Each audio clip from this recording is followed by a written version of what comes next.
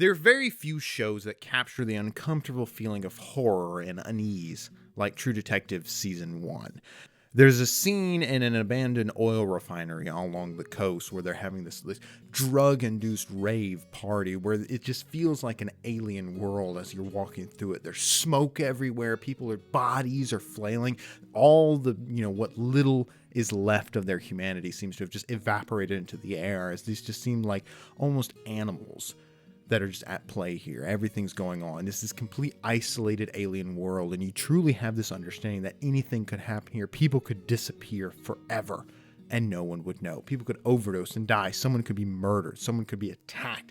Nothing would ever happen with it. No one would ever know what's going to happen. It's this feeling of unease that's coming here, that's building, that the show does such a good job, and that's what makes the show so successful, is this feeling of unease and atmosphere that you think there could be monsters out there anywhere in the dark.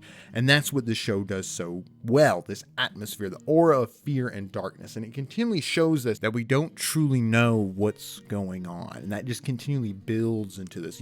We're brought into the show following the lead detectives, Russ and Marty, as they're trying to figure out who's behind these attacks and these murders of these women, and this ritualistic, this continually, it's going a step beyond just a random killing. There is something sadistic, there's something ritualistic, there's something, a greater story, a narrative of, monstrous narrative that's at play here that we don't know what's going on. And this is what the show is continually building, is this bubble of understanding that the characters are trying to wade into, and they're trying to break out.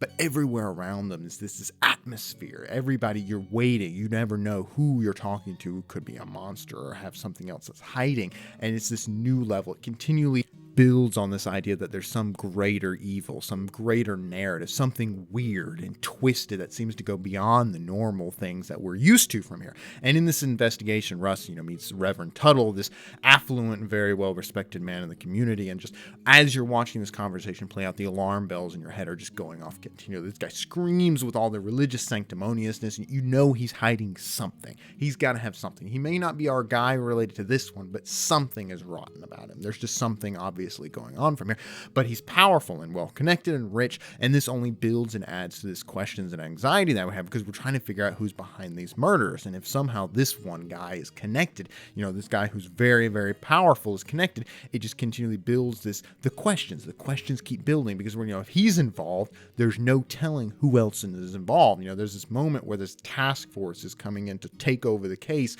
and Russ is fighting it, and Marty, they're fighting it with all they can, because Russ has this suspicion that whoever's in charge of that task force is probably involved, or has some way. They're involved in some way behind it, and they don't want to see what's truly going on coming out. Russ takes action and breaks into Tuttle's house, and as he's rifling through everything, he finds this videotape. And what's on this videotape becomes proof that there's a larger conspiracy at play. What we initially started off with was potentially one man, one monster. He's going after killing individuals in this ritualistic aspect. But now we begin to see that something else is larger at play. And the key aspect with this is that we, as the audience for this tape, this videotape, we see like the 5 seconds of the beginning, but we never actually see what's on it.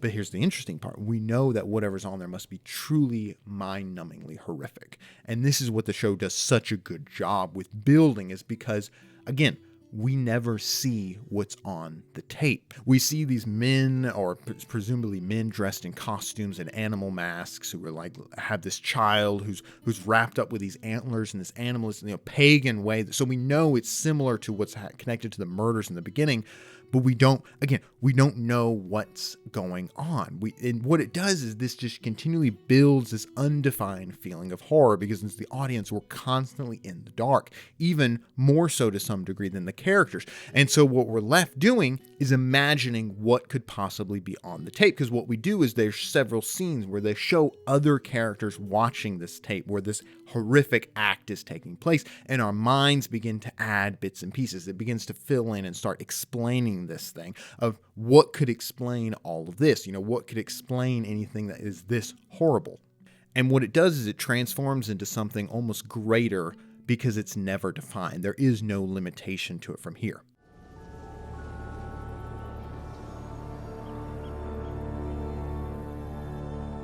You can listen, kneecap. I gotta ask you again to take it out of the bag and put it in the machine.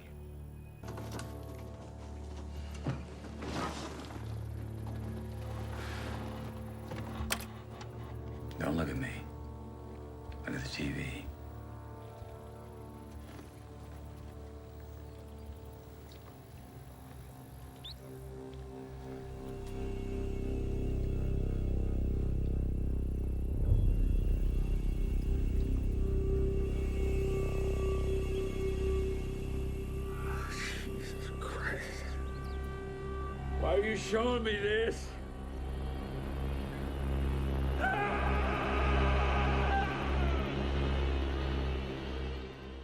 When you see a scene or an encounter or anything in the movie, the audience very clearly sees the limitations. That's kind of what they're paying attention to the most. They see what is happening and what is not. They see how big the monster is. And when you show how big the monster is this big, it has this many claws, it has this many eyes, you immediately show that it's not bigger than that. It doesn't have more claws than that. It can't be in two places at once. It can only be in one place. It can only go this fast. It has limitation. That's why there's almost this relief. There's this horror moment where the monster is revealed, but then there's this relief as the audience and the characters begin to understand the rules. They begin to understand, of course, the limitations. We know what it's capable of, and we begin to get a better understanding of what it's not capable of. If you know where you're in danger, you begin to get a better idea of where you're safe.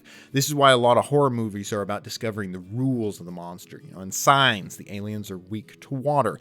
In The Thing, burning the blood to see who's still human. All these rules lessen the unknown, which makes it less scary. Kurt Russell's character is finally able to take charge, and it becomes a more even fight. It's them versus the monster, as opposed to them just being prey. For True Detective, what is on the tape, and by the choice to leave it in the audience's imagination, means you continually feed into this atmosphere of horror. You never know who's truly involved in these killings, and it combines so well with the added conspiracy. The fact that it's Tuttle's tape, a man rich and powerful, it means anyone in the police could be involved. It has this isolating aspect that it does to the characters, and it helps build this atmosphere, because suddenly now it becomes, instead of it's the cops against trying to find the murderer, it becomes them two. It's this isolation that continually constricts upon our characters, and they're trying to find out what's going on. Taking a look at the scene with the oil refining, take a look at the scene when they're finding that cook. There's this, because of this atmosphere of horror that we built up to, any of these conversations, any of these lower level conversations, when they're talking about character A, who's just a random character, there's just this suspicion that something else could be going on. This person could have something more behind them. There's something more to it from here.